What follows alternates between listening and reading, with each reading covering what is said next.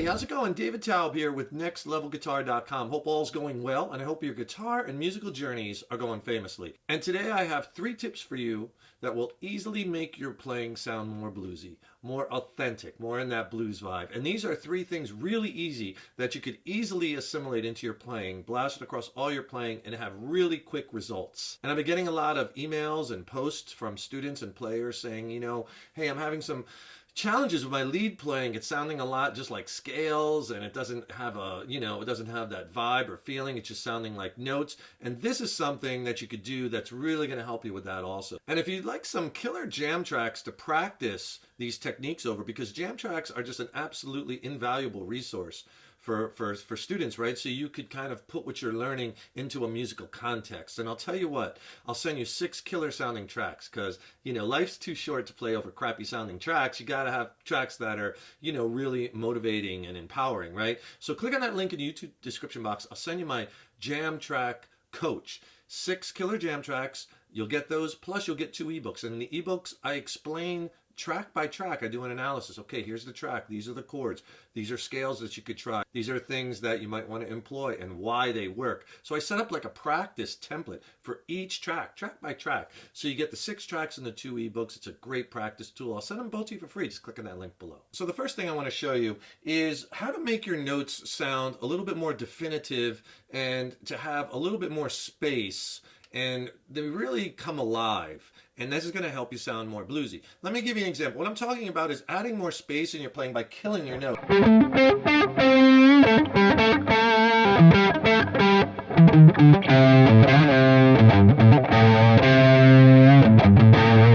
Okay, so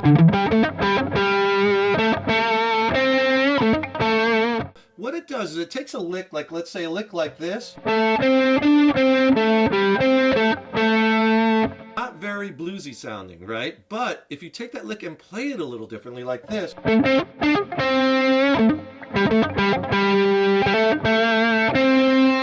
see, all of a sudden you're going to get that bluesy flavor. And all I'm doing is I'm spacing the notes out a little bit more, but I'm killing the notes as I'm playing them. And I'll show you a couple different ways you could do that. And I'll show you ways you could practice it, but it's really going to transform your playing if you're not doing this. So we'll stay in the middle of the neck here in the key of A minor, right? And we'll just use as an example, and obviously you could use any scale with this, but let's just use this A minor pentatonic and blues box shape, the one that you're probably really familiar with, like this.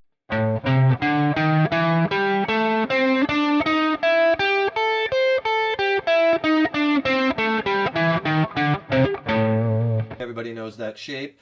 Okay, so what you're going to do is, instead of playing it like this,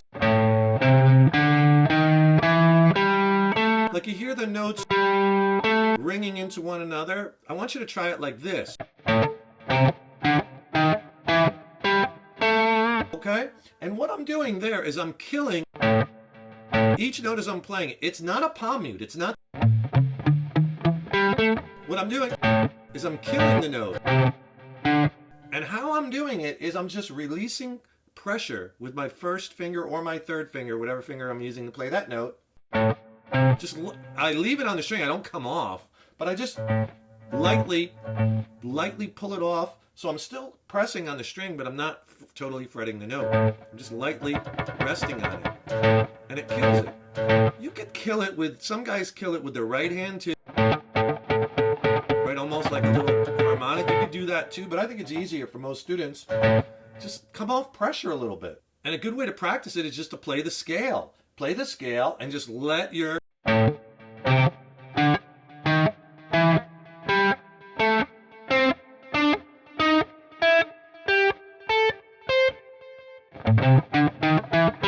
You can get a little quicker.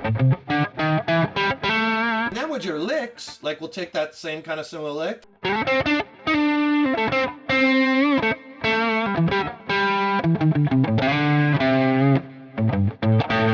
how I'm not just killing the note, but also I'm leaving some space.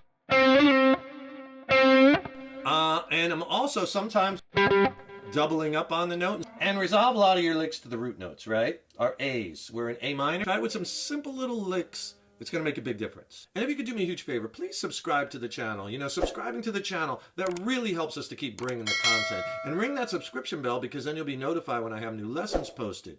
And leave a comment below. Let me know how you like this lesson. Let me know what lessons you'd like to see going forward. And if you like the video, please click the like button. Give it a thumbs up, share it, and thank you so much for your support. Now, the next two tips have to do with what I call micro string bending, using micro bends.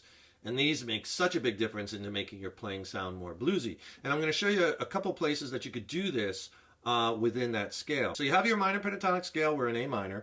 So if you take this note here, our G note, that is our flat 7. It's always a whole step behind the root. Right? So take that note and you're just going to bend it a little bit sharp. Right? That's not even a half a step. It's like a quarter step or a little less. But you're going to bend it sharp.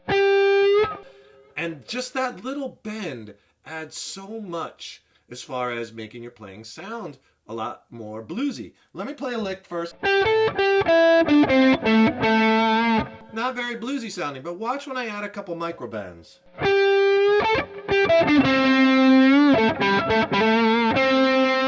Okay, so you see how you can instantly blues things up and take boring kind of sounding licks and give them a lot more a bluesy feel. And notice too, I was also doing, like I talked about in the previous a tip, I was killing the note. So you put these together and it's killer. So any place where you have that G note, and again, it's just a little push up. Doesn't take a lot, and don't bring it down, because it sounds more impactful when you don't release it on that quarter step. See, when you release it, I kind of think you can hear too much of that dissonant, because you're kind of bending out of the key a little bit, right? Because you're bending it sharp. So just bend it up a little bit. You know, anywhere you have a G note, like here's a G here in the scale that's behind,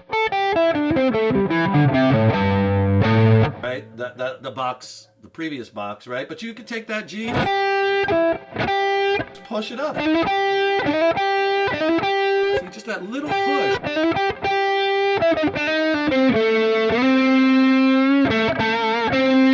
And I'm getting these bluesy flavors, right? Okay, so that's one. You could concentrate on that flat 7 for a microbend. And another one is this note, bending the C, which is the flat 3rd in A minor. And that's a really good one to do this microbend on, because you're almost inferring you're bending it to the major 3rd. And that's nice because, you know, you get that bluesy minor major kind of thing going on. So again, I don't bring it down. It's a little sharp. Here I'm resolving to the root. Have our lick that's not so bluesy.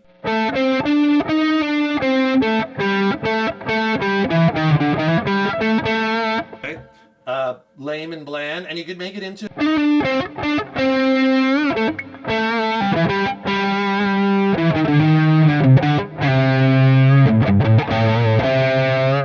all these bluesy flavors. So that's a C note. And anywhere you have a C, like you saw me do it here. Again, resolving to my A. Another C here. This is the 8th fret on the high E. So that flat 3rd is an awesome micro bend. And again, we're just kind of just pushing that up a little bit, quarter step or less. And we're finding all the C notes in the key.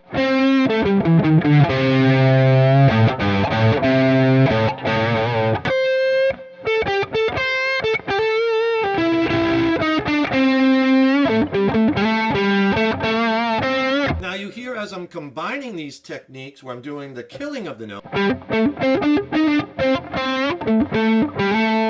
with the micro bend,